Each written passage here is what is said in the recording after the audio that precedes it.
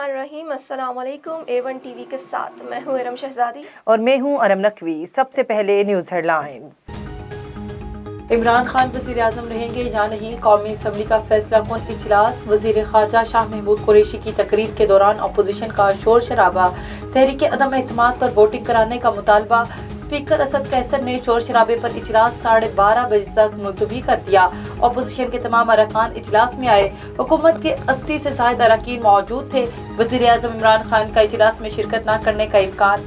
ज़राए के मुताबिक PTI के अरकान लंबी लंबी तकारीर करेंगे। इजलास रात तक जाने का इम्कान है।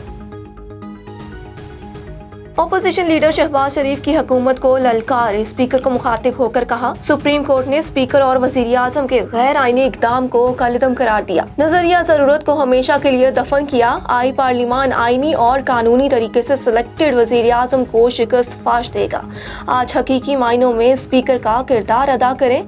शहबाज शरीफ का असद कैसर से मुकालमा। स्पीकर की जानिब से बैनुल अक़वामी साजिश के जिक्र पर शोर शराबा। स्पीकर असद कैसर बोले, अदालती हुक्म पर उसकी रूह के मुताबिक अमल होगा। एक बैनुल अक़वामी साजिश के हवाले से भी बात होनी चाहिए। शहबाज शरीफ बोले, अगर आप ऐसा करेंगे आइन और अदालती हुक्म की खिलाफ वर्जी होगी।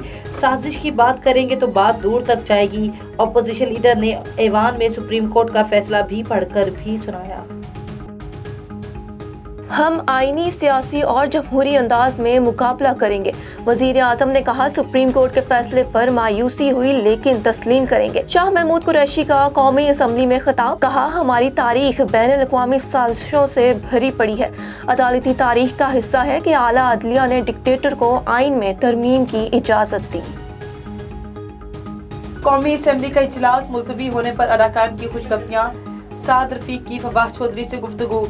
वज़ीर आला सिंध मुराद अली शाह मेहमानों की गैलरी पर मौजूद। मरीम नवाज का भी कौमी असम्बली आने का इम्कान। इमरान खान की साबका अहलिया रिहाम खान भी मेहमानों की गैलरी में मौजूद। इस्लामाबाद का रेड जोन मुकम्मल सील, सिक्योरिटी के सख्त इंतजामात।